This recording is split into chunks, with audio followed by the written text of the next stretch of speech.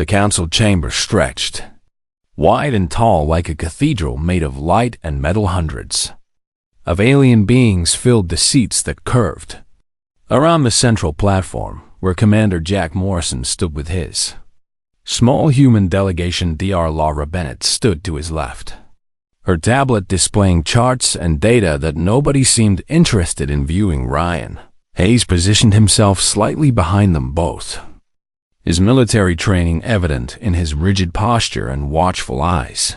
The Galactic Council had gathered to hear humanity's petition for equal representation on the military committee that governed warfare and peacekeeping across colonized space. Jack had prepared his speech carefully, outlining humanity's contributions to galactic trade, their peaceful expansion into frontier regions, and their desire to participate fully in the governance structures that affected all spacefaring species. The response had been laughter, not human laughter with its variety of tones and meanings, but alien sounds that ranged from clicking chirps to resonating booms that made the floor vibrate beneath Jack's feet. Ambassador Zarthik rose from the Krithian delegation, his insectoid body towering 3 meters tall with multiple limbs that gestured. As he spoke through his translation device, the humans request a seat at the table of warriors. His translated voice carried across the chamber, with what Jack recognized as mockery. Let us examine what they bring to this august body. Holographic displays materialized above the platform, showing human warships next to those of elder races. The comparison was brutal and deliberate. Human vessels looked like crude boxes welded together, compared to the sleek energy matrix. Ships of species like the Valkyrie, kinetic weapons. Zarthik announced as if reading from a list of primitive tools. Fusion reactors, when we have mastered zero-point energy extraction. Chemical propellants for their missiles, while our weapons harness antimatter itself. The chamber filled with those sounds again.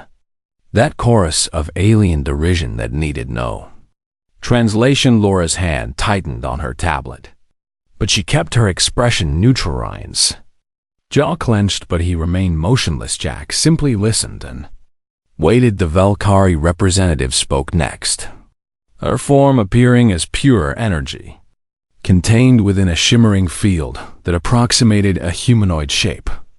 Humanity has been spacefaring for barely 2 centuries. Her voice resonated like wind chimes in a storm.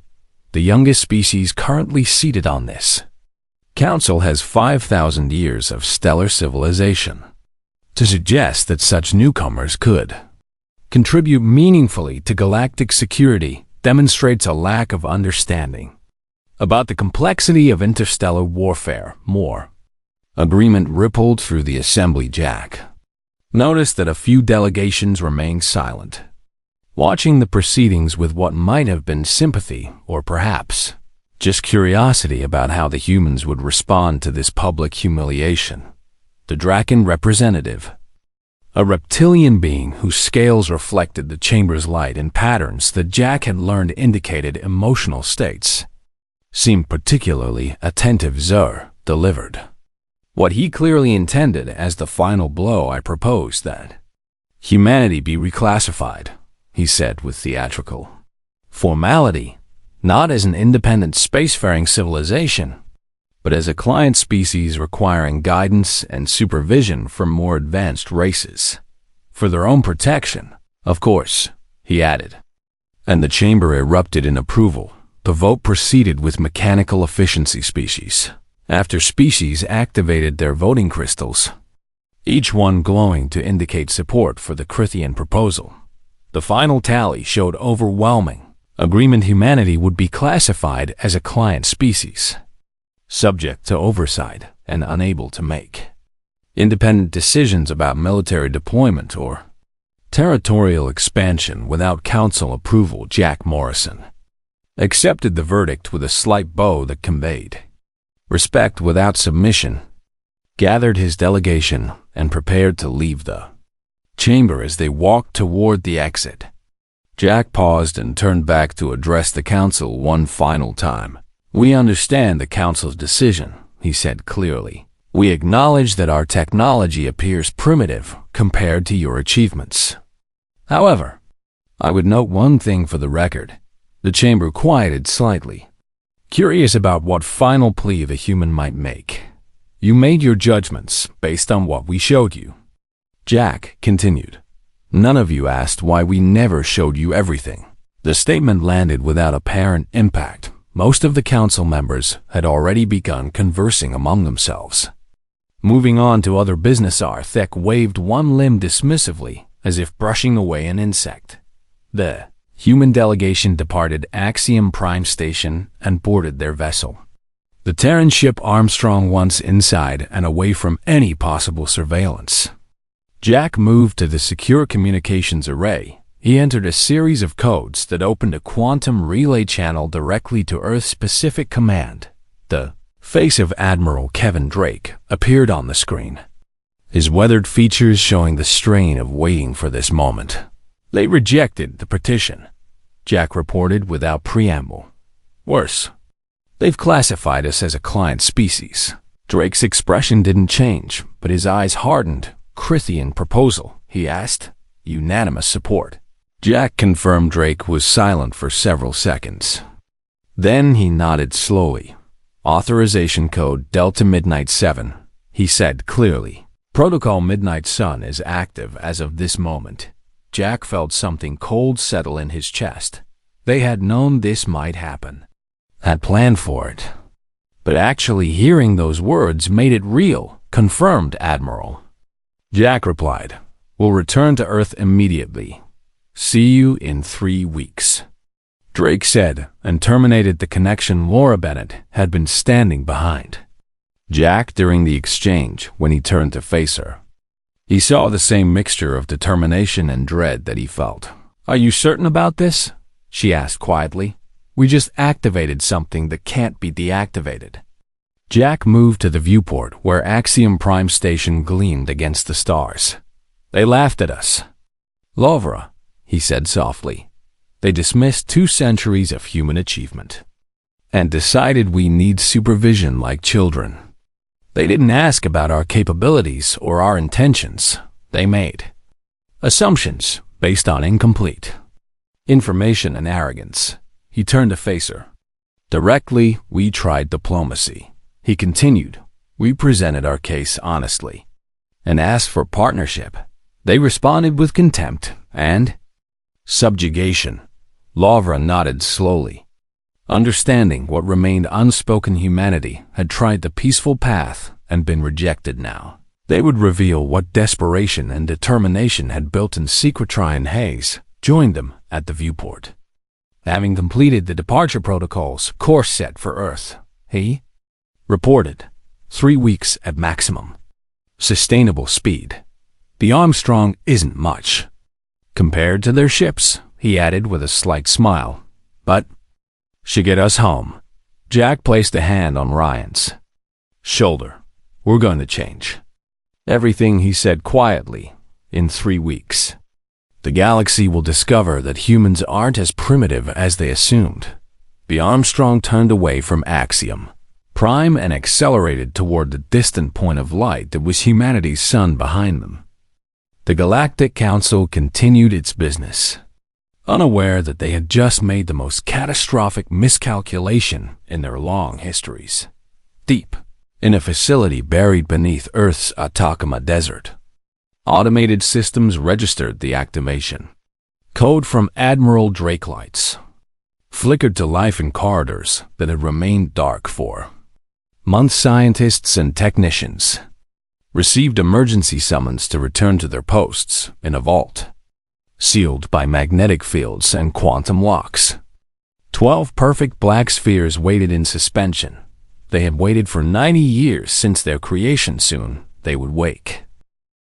3 weeks passed like a held breath. Reports began flooding into Earth's communications network from human colonies scattered across the frontier regions. The Crithian Empire had wasted no time implementing the Council's decision. Enforcement fleets appeared in orbit above human settlements with demands that colonists relocate to designated areas under Crithian supervision on the agricultural world of New Manitoba.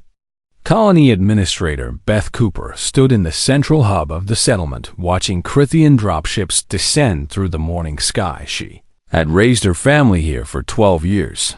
Her husband Greg worked the hydroponic farms that fed 3,000 colonists. Their daughter Sophie attended the small school they had built with their own hands. Now, insectoid soldiers in armor were emerging from those dropships with weapons ready and translation devices, announcing that New Manitoba was being reassigned. Beth tried to negotiate with the Crithian commander, who identified himself as Bios. Enforcer Thack Rims explained that the colony had legal claims to this territory, that they had purchased development rights through proper galactic commerce channels, that families had invested everything they owned into building new lives. Thack Rims' response came through his translator with mechanical indifference.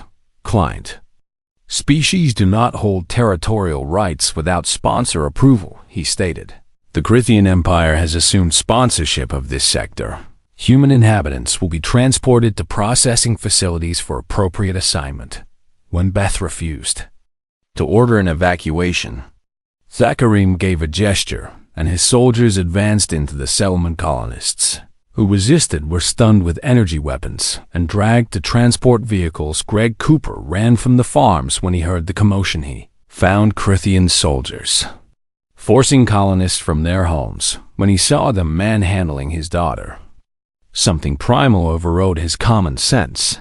He charged at the nearest soldier and managed to knock the alien down before 3 others turned their weapons on him. The energy discharge left nothing but scattered ash where Greg had stood. Sophie's screams brought Beth running. She arrived in time to see her daughter collapse, to see other colonists lying motionless where they had been shot for the crime of defending their homes. 17 humans died that day on New Manitoba. The news reached Earth within hours through the quantum relay network. Public reaction exploded. With rage and grief, protests erupted in every major city demanding that Earth's government take action against the Crithian aggression. Politicians called for military response. Military analysts explained patiently that humanity's fleet numbered 40 capital ships, while the Crithian Empire alone commanded over 120 vessels. Each Crithian warship outgunned the best human dreadnought by a factor of 3 energy shields that could absorb sustained kinetic bombardment, antimatter torpedoes that could vaporize a human vessel in a single hit point, defense systems that made missile attacks nearly useless. Admiral Kevin Drake stood before the Unified Earth Council explaining these grim mathematics. A conventional military response would result in the complete destruction of our fleet, he stated flatly. We would inflict casualties, but ultimately lose every engagement. The Crithian Empire is the 4th most powerful military force in known space. We are ranked 47th. The council members absorbed this information with visible frustration. Secretary of Defense Amanda Price leaned forward in her seat. Then what options do we have? Admiral, she asked. We cannot allow our citizens to be massacred without response. Drake's expression remained carefully neutral. We have one option, he said quietly. Protocol Midnight Sun is already active. The room went silent as the implications registered. Most council members knew the broad outlines of the protocol. Classified though the details remained, involved technology that humanity had kept hidden, weapons that violated galactic law. You're talking about Site Omega, Price said slowly. Drake nodded. I am recommending we proceed to final deployment phase. While Earth's government debated, the Lavra Bennett stood in the facility that would determine humanity's fate. Site Omega stretched deep into the desert bedrock, a complex of laboratories and testing chambers that officially did not exist. She had arrived via military transport that landed at a camouflaged airfield 50 kilometers from the nearest road. Security protocols verified her identity through genetic markers and neural patterns that could not be faked. Now she walked through corridors filled with scientists and technicians, working with focused intensity. The air hummed with power from generators that drew energy from geothermal sources. A kilometer below, Laura entered the primary laboratory where the final calibrations were being completed. The room stretched larger than a cathedral, with equipment that represented 90 years of secret research, and at the center, suspended in magnetic fields that kept them isolated from physical contact with anything, floated 12 perfect spheres of absolute darkness. The nullifiers. Laura had been part of the team that finally made them functional after decades of failed attempts. She understood the principles behind their operation better than almost anyone alive. That understanding filled her with a terror that never quite faded. The technology came from Mars, not from anything humans had built, but from ruins discovered during the early exploration missions. A previous civilization had lived there. Millions of years ago, they had been advanced beyond anything the current Galactic Council had achieved. They had also destroyed themselves so completely that only fragments remained buried in the red sand. Among those fragments, human archaeologists found something that should have been left buried: weapons, blueprints encoded in materials that survived geological epochs, technology that manipulated reality at the quantum level. Every spacefaring species that reached a certain level of advancement eventually discovered similar ruins on various worlds. The Galactic Council had made studying these weapons their most fundamental prohibition: causality weapons. They called them devices that could unwrite the laws of physics in localized areas. Using them risked cascading failures in the fabric of spacetime itself. The Council's historical records showed 3 civilizations that had developed these weapons. All 3 had destroyed themselves within a century of deployment. Humanity had discovered the Mars ruins while still confined to their solar system in secret. While appearing to respect the Council's prohibitions, they had spent 90 years learning to build what they found. The nullifiers were the result. Each black sphere contained technology that could collapse quantum probability fields across vast distances. In practical terms, they could make matter stop existing, not destroyed or vaporized, but simply removed from reality as if it had never been there. Laura approached the main vault where the spheres waited. They looked deceptively simple, with no visible mechanisms or controls, just perfect darkness that seemed to absorb light itself. Admiral Drake arrived at Site Omega via a different transport. He joined Lavra in the observation deck above the main laboratory. "The Council has given authorization," he told her without preamble. "We proceed with Operation Last Word." Lavra had expected this, but hearing it confirmed still sent cold through her veins. 12 colonial defense platforms, she confirmed, each retrofitted with a single nullifier. Activation requires dual command codes from platform commanders and Earth Central. Threat parameters are already programmed. Drake studied the spheres below through the transparent floor. "Will they work?" he asked. Laura understood he was not questioning the technology, but rather asking if she could live with what they were about to deploy. "They will work," she said quietly. "Whether we can live with the consequences is a different question." Drake signed the authorization codes on a tablet that required his genetic signature and neural pattern. The deployment order transmitted to military facilities across the solar system and key colony worlds. Platform commanders received sealed orders to be opened only upon confirmation of specific threat conditions. The nullifiers were moved from Site Omega to specially designed transport vessels. Each weapon traveled separately with escort ships and security protocols that assumed everyone was a potential saboteur. Laura watched the first sphere being loaded into its transport container. She thought about the species that built the original weapons. They had been desperate too, facing some threat that pushed them to break fundamental rules about what should not be built. Whatever they feared, it destroyed them anyway. The weapons could not save them. "Are we making the same mistake they did?" she asked. Drake, the Admiral, stood beside her watching the loading process. "Maybe," he admitted, "but the alternative is watching our species be subjugated and scattered. At least this way, we choose our fate. instead of having it imposed by others who think we don't matter. Lavra could not argue with that logic. She had built the nullifiers for precisely that reason, but standing here watching them being deployed, she wondered if humanity was about to learn the same lesson that 3 previous civilizations had learned. Some weapons are too dangerous to exist, even when you desperately need them. The last sphere left Site Omega 3 days later.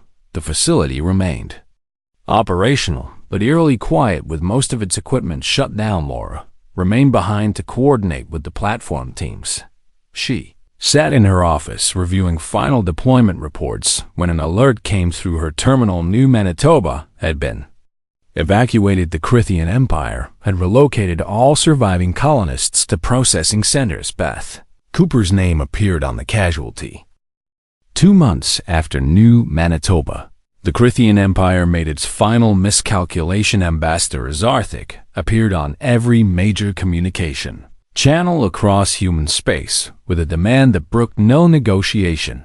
The Terran Klein species will surrender all military vessels to Crithian custody within 72 hours. His translated voice announced, failure to comply will result in punitive action against the Terran home system itself. Earth's government refused. The response was deliberate and unanimous. Humanity would not disarm and leave itself completely defenseless. Earth's reply came within hours. A Crithian battle fleet jumped into the Sol system. 30 capital ships materialized in high orbit above Earth. Their weapons were armed and targeting solutions locked onto major population centers. Admiral Kevin Drake commanded the defense from Olympus Station, the orbital facility housed Earth's military coordination center and what remained of humanity's primary fleet. 12 human vessels moved to intercept positions, but everyone knew they were hopelessly outmatched. Drake opened communication channels with the Crithian fleet. Warlord Kester commanded the invasion force from his flagship Dominance. The Crithian's massive form filled the view screen, his armored carapace gleaming with rank insignia that represented 2 centuries of military service. Admiral Drake. Kester's translator rendered his speech in flat tones. You will order your vessels to stand down and prepare to be boarded. Resistance will result in orbital bombardment of your primary cities. You have 1 hour to comply. Drake kept his voice steady despite the rage burning in his chest. Warlord, you are threatening civilian populations. This violates every convention of warfare established by the Galactic Council. Kester made a gesture that his species used to indicate dismissal. Client species do not dictate terms to their sponsors. He stated, your hour begins now. The channel closed. Drake turned to his command. Staff, activate all defensive platforms, he ordered. Prepare evacuation protocols for coastal cities, and send priority alerts to all nullifier platform commanders. On Defense Platform Liberty, Commander Jack Morrison received the encrypted alert. He had commanded Liberty for 3 years, overseeing what everyone assumed was a standard defensive installation equipped with missile batteries and point defense systems. Only Jack and his core crew knew what Liberty actually carried. The nullifier sat in the platform's central vault. Jack had spent the past 2 months running simulations and drills. His crew knew the activation procedures by heart now. The moment they had prepared for was here. Jack accessed the secure channel to the other 11 platform commanders. Their faces appeared on his screen, each one showing the same mixture of determination and dread. Threat parameters have been met, Jack stated formally. Crithian fleet in Earth orbit with active targeting on civilian populations. I am requesting confirmation of readiness status. Each commander reported in sequence. All 12 platforms were ready. The nullifiers were armed and awaiting final authorization codes. Jack opened a direct channel to Admiral Drake on Olympus. Liberty actual to Olympus Command. He transmitted, we have weapons ready and threat confirmation. Requesting final authorization. Drake appeared on the screen behind him. Jack could see the tactical display showing Crithian ships in orbit countdown timers. Indicated 53 minutes remaining until Kester's deadline. Jack, Drake said quietly, using his first name instead of his rank. This is the moment we cannot take back. Once you activate, everything changes. Jack understood what Drake was really asking. Was he ready to bear the weight of what came next was? He prepared to live with unmade lives and the knowledge that he gave the order. Sir, they are targeting our cities, Jack replied. Millions of civilians. We tried peace, and they laughed. We tried negotiation, and they threatened annihilation. I am ready to do what is necessary. Drake nodded slowly. Authorization code Alpha Omega Midnight. He transmitted. You are cleared to activate on your discretion. Jack received the code and verified it against his command. Protocols, the authorization was genuine and complete. He made one final attempt at peace, opening all channels. He broadcast a message to the Crithian fleet and simultaneously transmitted it across the galactic network. This is Commander Jack Morrison of Terran Defense Platform Liberty, he stated clearly. I am warning the Crithian fleet that you are targeting a forbidden weapons platform. Humanity possesses technology banned under Galactic Council protocols. If you proceed with threats against Earth, we will activate weapons that violate causality prohibition laws. Stand down immediately and withdraw from the Sol system. Warlord Kest's response came quickly. His laughter translated as a harsh clicking sound that filled the communication. Channels, pathetic threats from a primitive species, he announced. You claim to possess weapons beyond Council technology while flying ships, barely capable of leaving your own star. Your bluff is transparent and amusing. The laughter continued. Broadcast across every frequency. Jack could hear it echoing through. Liberty's Bridges crew looked to him for orders. Jack Morrison closed his eyes for 1 second. He thought about the 17 colonists who died on New Manitoba. He thought about Greg Cooper running to save his daughter. He thought about Sophie Cooper in a Crithian orphan facility then. He opened his eyes and entered the activation codes. Nullifier did not fire in any way that resembled conventional weapons. There was no flash of energy, no missile launch, no visible discharge. Instead, something happened to reality itself. A sphere of absolute nothing expanded from Liberty's position. It moved at near light speed, invisible except for what happened when it touched matter. The edge of the expanding sphere reached the Crithian fleet. 7 battleships existed in one instant.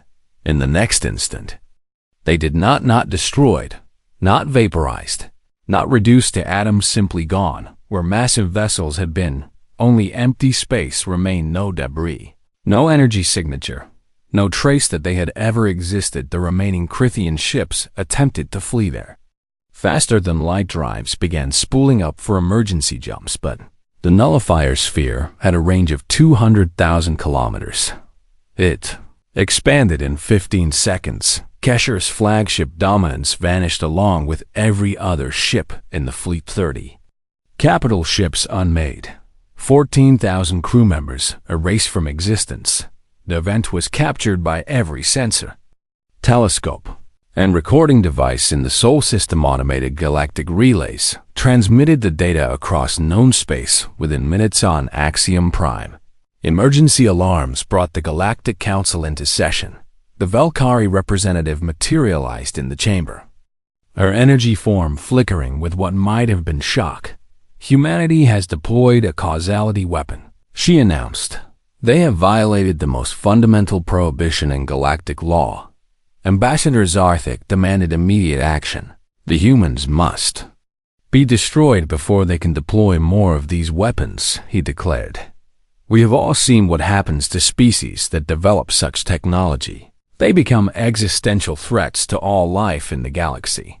The council chamber erupted in debate. Some species called for immediate military intervention. Others advocated for complete blockade and quarantine of human space. A few, like the Lorien Collective, attempted to call for calm and diplomatic solutions on Earth. The reaction was equally chaotic. News of the nullifier deployment spread instantly. Some celebrated what they saw as humanity finally standing up to alien oppression. Others protested in horror at what Earth had become. Admiral Drake prepared a response to the galaxy, stood before cameras that would broadcast his message across every inhabited world. "I am Admiral Kevin Drake of Terran Space Command," he began.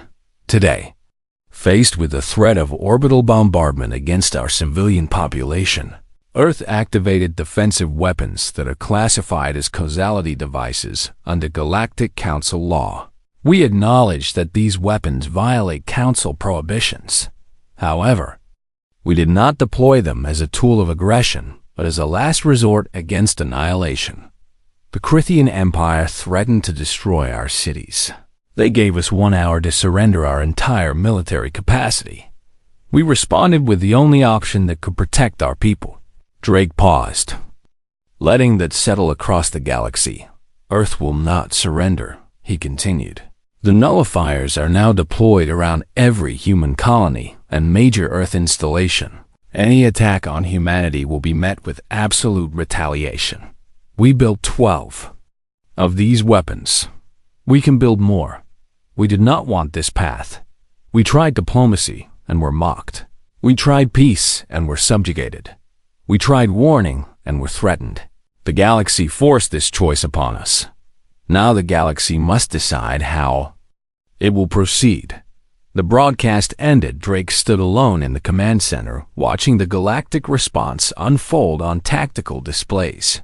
Fear spread across the Council species. Ancient civilizations that had survived for millions of years suddenly confronted their mortality. Humanity had revealed itself capable of unmaking reality, and everyone knew that desperate species made unpredictable choices inside Omega.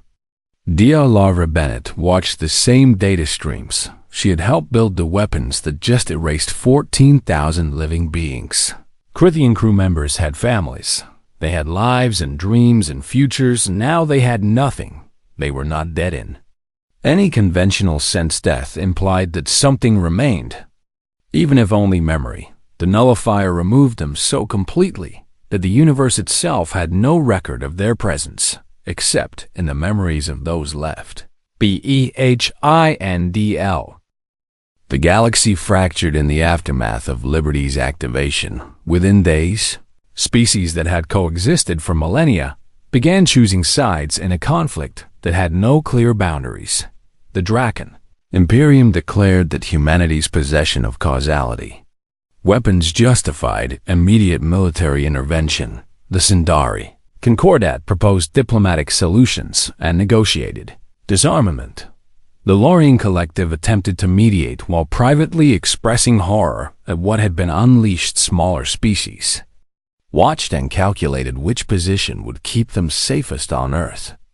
The reaction proved equally divided. Major cities saw both celebrations and protests. In Chicago, crowds gathered to cheer what they called humanity's declaration of independence from alien oppression. In Mumbai, demonstrators demanded the immediate destruction of all nullifiers. Berlin witnessed violent clashes between those who supported the weapons deployment and those who viewed it as humanity's greatest moral failure. Lara Bennett found herself at the center of a storm she never wanted. Investigative journalists uncovered her role in the nullifier program.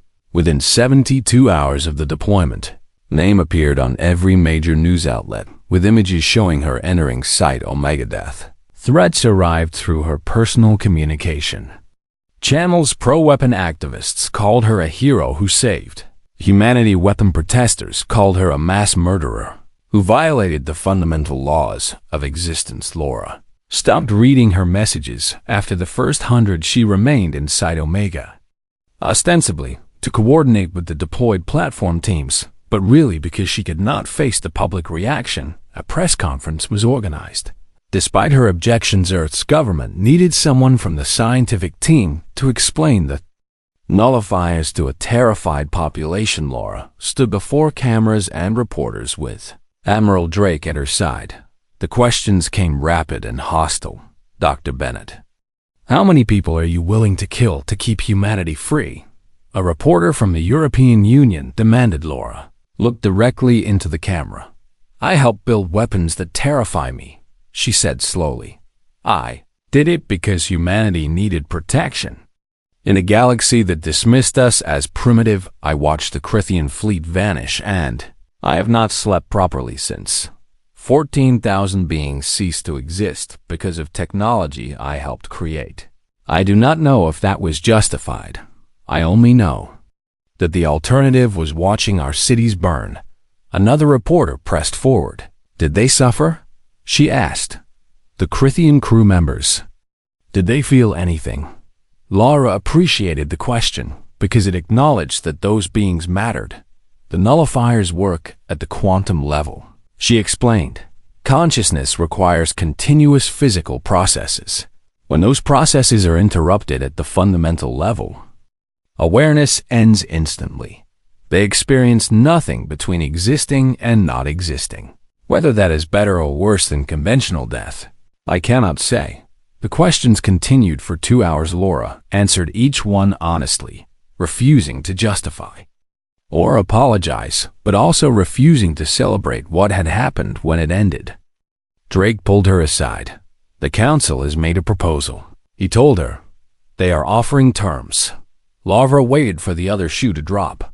The Sindari Concordat wants us to destroy the nullifiers and submit to weapons inspections, Drake continued. In exchange, they guarantee full council membership and protection. Earth would be recognized as an independent species with all rights and privileges. Laura understood the appeal immediately. Humanity's goal had always been council membership and equal standing. This offer gave them exactly that. What is the catch? She asked. Drake smiled without humor. We have to trust that the council will honor the agreement after we are defenseless, and we have to believe that species like the Crithian Empire will accept human equality after we humiliated them. Laura nodded slowly. It is a trap. Probably, Drake agreed, but it is also our best chance at a peaceful resolution. The government wants opinions from everyone involved in the nullifier program. Will you testify? Laura agreed, because refusing would make her a coward. 3 days later, she stood before a joint session of Earth's unified government representatives. From every nation and colony, demanded answers. Could the nullifiers be safely dismantled? What would prevent the council from reclassifying humanity once the weapons were gone? Were there any guarantees that could be trusted? Laura explained the technical realities. The weapons themselves can be destroyed relatively easily. She stated, we reverse the containment protocols and allow them to consume their own quantum matrices. However, the knowledge to build them cannot be erased. Cytomega's research exists in distributed databases across human space. Even if Earth destroyed every nullifier and every research facility, the blueprints would survive. Any nation or colony with sufficient resources could rebuild them. Secretary of Defense Amanda Price leaned forward. So you are saying that even if we comply with the Council's terms, we retain the capability to rebuild the arsenal? Laura chose her words carefully. I am saying that knowledge, once discovered, cannot be undiscovered. We can choose not to build these weapons. We cannot choose to forget how. The implication settled. Across the chamber, humanity could appear to disarm while actually maintaining the capability to rebuild. Whether that was enough deterrent to prevent future aggression remained uncertain. Ambassador Shireen of the Lorien Collective arrived at Earth. With minimal security, her willingness to travel to humanity's home world, despite the fear spreading through the galaxy, impressed Laura. They met in a secure conference room beneath Pacific. Common Shan species resembled tall, slender beings with skin that shifted colors based on emotional states. Currently, she displayed deep blues and purples that Laura had learned indicated serious concern. Dr. Bennett, I come with information that your government needs, Shireen began. Without preamble, several council species have begun their own causality weapons programs. They cite humanity's deployment as justification. The Krithian Empire is building them openly. Claiming self-defense, Laura felt cold spread through her chest. We have triggered an arms race. Shireen's colors shifted to darker shades. Within 10 years, dozens of species may possess reality-breaking weapons. The next galactic war will not leave survivors. Entire star systems could be unmade. This is why the causality prohibition exists, not because the weapons are immoral, though they are, but because their existence makes extinction inevitable. The ambassador moved closer, her colors showing genuine pleading. Earth must take the moral high ground, she urged. Destroy the nullifiers and help establish universal disarmament. Treaties show the galaxy that humans are capable of wisdom, not just destruction. Lavra wanted to believe that would work. She wanted to trust that humanity's example would inspire other species to step back from the abyss, but she had studied too much history. What happens if we disarm and others do not? She asked. Shireen had no answer to that. The meeting ended with Lavra promising to present the ambassador's plea to Earth's government. She returned to Site Omega that evening via military transport. The facility hummed with activity as scientists continued monitoring the deployed nullifiers. Laura made her way to the observation deck above the primary vault. She stood at the transparent floor, looking down at the spaces where 12 black spheres had once waited. Now, those spaces were empty.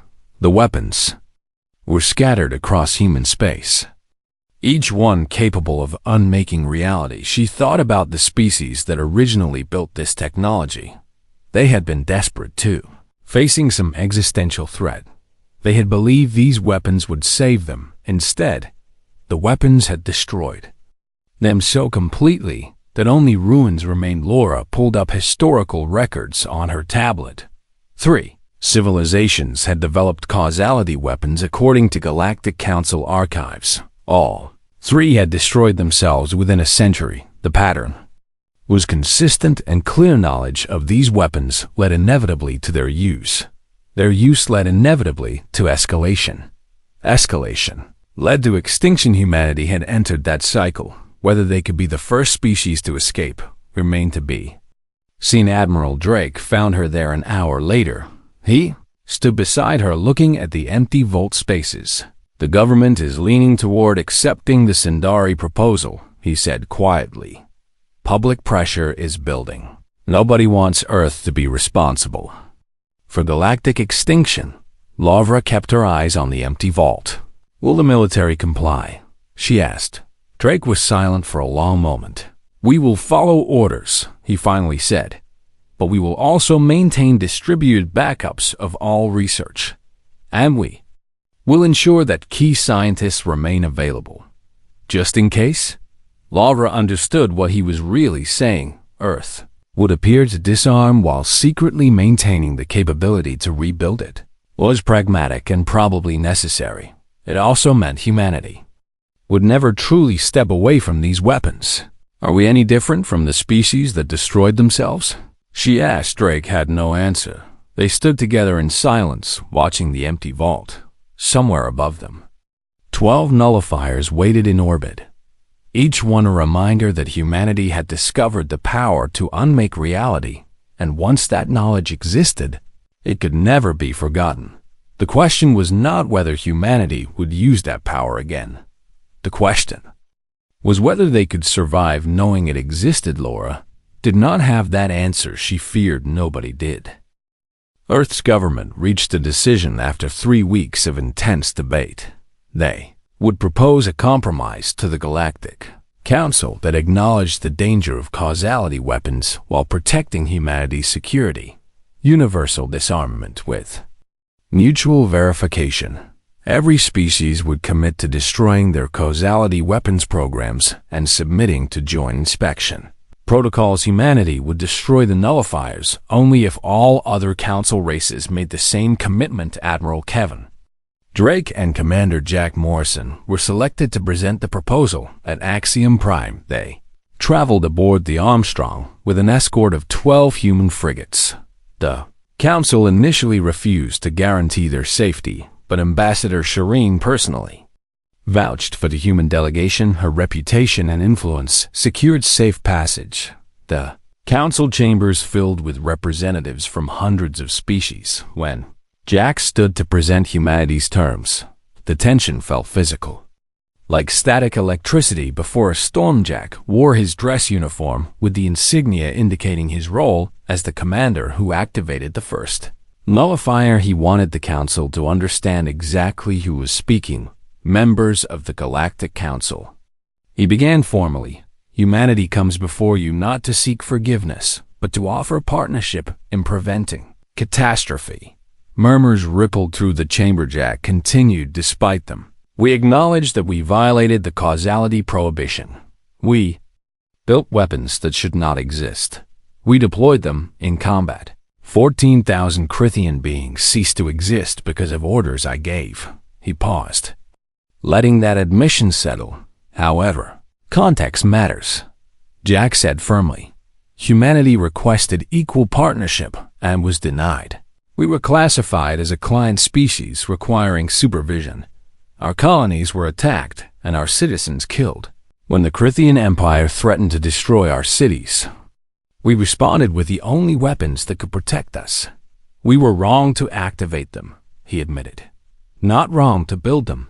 Not wrong to seek protection, but wrong to cross from deterrent to deployment. Those 14,000 Crithian crew members did not deserve their fate regardless of their government's actions. That guilt will mark humanity forever. Ambassador Zarthik rose from his seat. His armored carapace gleamed under the chamber lights. This is manipulation, he declared. Humanity seeks to appear reasonable while maintaining forbidden weapons. They murdered my people and now request that we trust them. Jack turned to face the Crithian ambassador directly. I am not asking for trust. He stated clearly, I am proposing verification. Install monitoring stations throughout human space. Allow unrestricted inspections of our facilities. We will accept complete transparency if all council races do the same. The Volcari representative materialized in the center of the chamber. Her energy, form pulsed with patterns that Jack had learned indicated deep thought. Can the knowledge be destroyed? She asked. Laura Bennett appeared on holographic link from Earth. She had refused to travel to Axiom Prime, unable to face the beings whose relatives she had helped unmake. But she was willing to provide scientific testimony. Knowledge cannot be unmade, Laura stated simply. Every species in this chamber capable of advanced quantum physics could theoretically develop causality weapons. The mathematics are complex, but not impossible. The only protection is collective commitment to never build them. A new voice entered the debate. General Cormac of the Draken Imperium requested recognition. The reptilian commander stood nearly 4 meters tall, with scales that reflected light like polished metal. My species began a causality weapons program after humanity's demonstration. He admitted, we believed that strategic parity required matching capabilities. Our initial tests revealed something that terrified our scientists. The chamber quieted completely. The weapons destabilize local space-time. Cormac continued, using them in sufficient quantities triggers cascading quantum collapses. Our models predict that a war fought with these weapons would not simply destroy civilizations. It would unravel the fabric of reality across multiple star systems, perhaps across the entire galaxy. The implications spread through the chamber like fire. Species that had survived for millions of years suddenly confronted genuine extinction, not defeat in war or conquest by rivals, but the complete annihilation of everything they had built. Ambassador Shireen moved to the central platform. Her colors displayed calming patterns designed to reduce panic. The council faces a choice, she said with quiet authority. We can continue building these weapons until someone uses them and destroys us all, or we can establish universal prohibition with joint enforcement. Earth has offered terms that include transparency and verification. I propose we vote on accepting those terms. The debate continued for our species caucused in their private chambers ancient. Alliances were tested as civilizations calculated their survival odds under different scenarios. Finally, Ambassador Shireen called for a formal vote. The proposal was simple: all species would commit to destroying causality weapons programs. Joint inspection teams with representatives from multiple species would verify compliance any species found violating. The treaty would face unified council response. The vote took longer than any in council history. Each species weighed the risks of disarmament against the risks of arms race. The final tally showed 73% support the causality weapons. Ban treaty was established. Humanity agreed to destroy its nullifiers within 6 months under council observation. In exchange, Earth received full council membership, including military committee representation. More importantly, the treaty established that all species deserved equal protection regardless of age or technological development. The destruction of the nullifiers was broadcast across the galaxy at Site Omega. Dr. Lavra Bennett supervised the dismantlement personally. Each weapon was encased in specialized containment fields. Then, the fields were adjusted to allow the nullifier's reality-breaking effects to turn inward. The process took 3 days per weapon. As the quantum matrices consumed themselves, when it ended, nothing remained except faint energy signatures that dispersed within hours. Jack Morrison watched from defense platform Liberty as his weapon was neutralized. He thought about the Crithian crew members who vanished in that first activation. Their faces haunted him despite never having seen them. The Crithian government had provided personnel records after the treaty. Jack had read every biography, learned every name, studied every family photo. 14,000 individuals with lives and dreams and futures, gone because he gave an order. The burden would never leave him on Earth. Admiral Drake addressed a gathering at Global Defense Headquarters. Thousands attended in person while billions watched via broadcast. Humanity revealed itself capable of terrible things. Drake stated, "We built weapons that violate fundamental laws of existence. We deployed them in combat. We unmade living beings as if they had never existed." He paused, surveying the crowd. "We also revealed ourselves capable of stepping back from the abyss." He continued, "When given the choice between power and wisdom, we chose wisdom. The nullifiers are destroyed, but the knowledge remains as a warning. We survived, not by being stronger than everyone else. We survived by being willing to be vulnerable, to admit fault, to choose connection over domination." Ambassador Shireen visited Earth for the formal treaty signing. The ceremony occurred at the United Nations building in Geneva. Representatives from every council species attended. Laura Bennett was present despite her reluctance. She stood at the back of the room watching as Admiral Drake and Jack Morrison signed on humanity's behalf. After the ceremony, Shireen requested a private meeting with Laura. They met in a small conference room away from the crowds. "I must tell you something," Shireen said quietly. "The Lorian Collective maintains historical archives spanning 50,000 years.